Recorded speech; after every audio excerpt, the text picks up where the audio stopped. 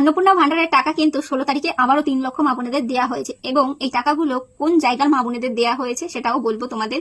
কারা টাকা পেয়েছে? যারা রিজেক্ট হয়ে গেছিল, রিজেক্ট হওয়ার পরে আবার আন্ডার ইনকোয়ারিতে ফর্মটা ছিল, তাদের কিন্তু ইনকোয়ারি সাকসেসফুল হওয়ার পরে তারা টাকা পেয়েছে। এবং কোথাকার মা বোনেরা টাকা পেয়েছে? মেদিনীপুরের মা বোনেরা 3 লক্ষেরও বেশি কিন্তু টাকা পেয়েছে। বাকি অন্য সব জায়গায় কিন্তু টাকা পায়নি। এটা 16 তারিখে দেওয়া হয়েছে। আর এই টাকা 16 তারিখে দেওয়া হয়েছে শুধুমাত্র মেদিনীপুরের মা বোনেদের। আর মেদিনীপুরে কারবারি সেটা ভালো করেই সবাই জানে। সেখানকার মা বোনেরা আর এই মেদিনীপুরের মা বোনেরা বঞ্চিত হতে পারে? সে যেখানকার মা বোনেরা বঞ্চিত হোক দেখার দরকার নেই। মেদিনীপুরের মা বোনেরা কিন্তু বঞ্চিত হবে না। এবং 3 লাখেরও বেশি কিন্তু মা বোনেদের টাকা ট্রান্সফার করেছে সরকার।